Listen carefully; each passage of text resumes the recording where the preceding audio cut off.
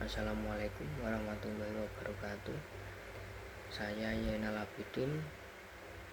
Saya prodi dari Pendidikan Jasmani semester 1. Dan kali ini saya akan menjelaskan tentang makna penerapan sila pertama sampai sila kelima dalam kehidupan sehari-hari yang bersifat edukatif dan komunikatif atau mudah dipahami. Yang pertama, ketuhanan yang Maha Esa. Makna edukatifnya adalah: pertama, menanamkan keyakinan, mengajarkan kepada anggota keluarga, siswa, atau masyarakat tentang pentingnya mempercayai dan meyakini keberadaan Tuhan yang Maha Esa. Yang kedua, pendidikan toleransi, mendidik individu untuk mengakui dan menghargai keyakinan orang lain. Yang ketiga, tanggung jawab moral, membekali individu dengan pemahaman tentang menjalankan perintah agama dan menjauhi larangannya. Makna komunikatif yang pertama adalah dialog antar umat beragama, mendorong terwujudnya komunikasi yang terbuka dan saling menghormati antar umat beragama.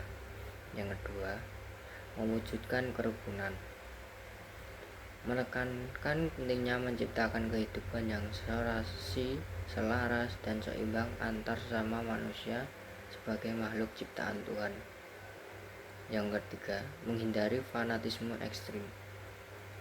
Fanatisme ekstrim adalah berkomunikasi untuk meminimalisir sikap kedaerahan atau fanatisme berlebihan yang dapat memecah belah persatuan Indonesia. Sila yang kedua adalah kemanusiaan yang adil dan beradab.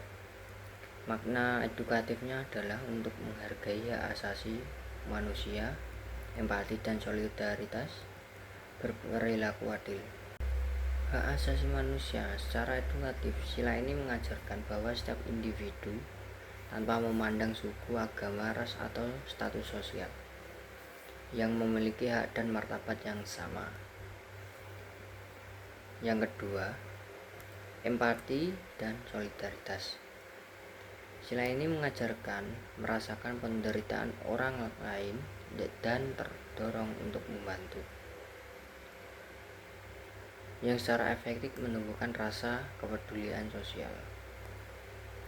Yang ketiga, berperilaku adil, untuk mendidik kita untuk bersikap adil dalam segala hal, baik di lingkungan keluarga, sekolah, maupun masyarakat.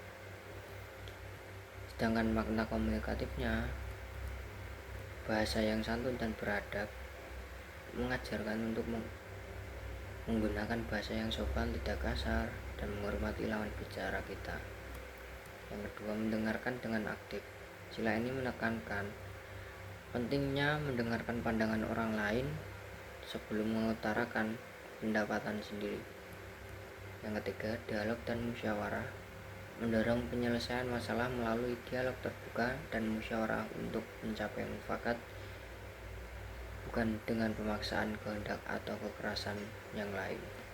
Untuk sila yang ketiga, persatuan Indonesia, makna edukatifnya adalah menghargai keberagaman. Menghargai keberagaman mengajarkan bahwa perbedaan suku, agama, ras, dan budaya adalah kekayaan bangsa kita. Yang kedua, pendidikan karakter nasionalisme. Penerapan ini pendidikan karakter berbasis Pancasila di institusi formal maupun non-formal. Yang ketiga, keteladanan. Para pemimpin, guru, dan orang tua memberikan contoh nyata sikap pendahulukan kepentingan bersama di atas kepentingan pribadi atau golongan sesama. Sedangkan makna komunikatifnya adalah dialog terbuka untuk menciptakan ruang diskusi yang aman dan terbuka. Yang kedua, etika berkomunikasi, mengajarkan etika dalam berbicara terutama di era digital untuk menghindari ujaran kebencian, hoaks, atau provokasi yang dapat memecah belah persatuan Indonesia. Yang ketiga, musyawarah dan gotong royong, untuk menggunakan pendekatan musyawarah mufakat dalam pengembalian keputusan bersama dan menggiatkan kembali semangat gotong royong sebagai sarana komunikasi sosial dan kerjasama yang efektif. Untuk sila keempat, kerakyatan yang dipimpin oleh hikmat kebijaksanaan dalam permusyawaratan perwakilan. Untuk penjelasan tentang makna edukatifnya adalah: 1. Untuk menghargai perbedaan pendapat, yaitu untuk menerapkan sila ini mengajarkan kita untuk menghargai bahwa setiap individu memiliki pandangan yang berbeda. Yang kedua, pentingnya musyawarah. Nilai edukatif utama adalah pembelajaran tentang musyawarah untuk mencapai mufakat atau konsensus.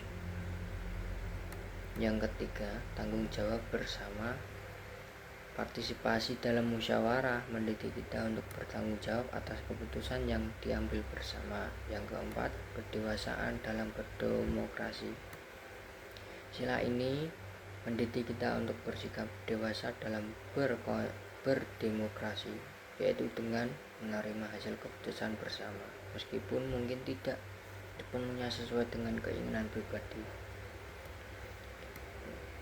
Untuk makna komunikatifnya adalah: yang pertama, mengutamakan dialog dan diskusi. Dalam penyelesaian masalah atau mengambil keputusan, komunikasi yang baik melalui dialog dan disukai menjadi kunci untuk menghindari konfrontasi atau voting langsung sebelum upaya musyawarah maksimal dilakukan. Yang kedua, berbicara dengan hikmat dan bijaksana. Komunikasi ini harus dilindasi oleh hikmat kebijaksanaan, yaitu berarti berbicara dengan sopan, logis, dan tidak emosional. Yang ketiga, keterbukaan dan transparansi. Komunikasi yang baik masyarakat adanya keterbukaan informasi dan transparansi dalam proses pengambilan keputusan, sehingga semua pihak merasa dilibatkan dan memahami alasan dibalik keputusan tersebut. Yang keempat, menghormati hak orang lain untuk berpendapat. Penerapan ini menuntut kita untuk menjadi pendengar yang baik. Contohnya, memberikan kesempatan yang sama bagi setiap orang untuk menyampaikan pendapatnya merupakan wujud komunikasi yang setara dan adil. Yang sila kelima adalah keadilan sosial bagi seluruh rakyat Indonesia. Makna edukatifnya adalah pembelajaran tentang hak dan kewajiban. Mengajarkan kita bahwasanya setiap warga negara memiliki hak dan kewajiban yang sama dan tidak boleh melanggar hak milik orang lain. Yang kedua, menanamkan nilai anti diskriminasi. Untuk mendidik tidak membeda-bedakan orang berdasarkan suku, agama, status sosial, atau latar belakangnya yang lainnya. Yang ketiga, membangun kesadaran gotong royong. Mengajarkan pentingnya kepedulian terhadap sesama dan berpartisipasi dalam kegiatan sosial atau pembangunan lingkungan, misalnya membangun tangga yang kurang mampu atau kerja bakti, pembersihan lingkungan sekitar kita. Yang keempat, pentingnya hidup hemat. Mendidik tentang nilai-nilai seperti menabung dan tidak berperilaku boros sebagai bentuk pengelolaan sumber daya untuk kesejahteraan bersama di masa depan. Sedangkan makna komunikatif yang pertama adalah dialog dan musyawarah. Untuk mengedepankan musyawarah atau diskusi dalam mengambil keputusan yang menyangkut kepentingan bersama, seperti di lingkungan RT atau RW atau sekolah, untuk mencapai mufakat, memastikan suara semua pihak didengar. Yang kedua, memberikan contoh nyata atau teladan. Komunikasi paling efektif yang seringkali dilakukan adalah melalui tindakan nyata, misalnya bersikap adil dan pertemanan, tidak pilih kasih, dan mengusahakan agar semua orang mendapatkan kesempatan yang sama. Yang ketiga, penyampaian melalui media informal. Nilai ini dikomunikasikan melalui cerita, kegiatan bermain, atau interaksi keluarga, sehingga mudah dipahami oleh semua kalangan, termasuk anak-anak. Yang keempat, transparansi dan kebijakan. Dalam skala yang lebih luas, pemerintah mengkomunikasikan keadilan melalui kebijakan publik yang jelas dan transparan, yang dirancang untuk mengurangi kesenjangan sosial dan meningkatkan kesejahteraan masyarakat secara merata. Dan baik, saya Yana Labidin untuk menjelaskan tentang makna penerapan sila ke-1 sampai sila ke-5. Cukup sampai sekian. Mohon maaf atas kurangnya pemahaman saya atau dengan kata-kata saya yang kurang mengenakan. Wassalamualaikum warahmatullahi wabarakatuh.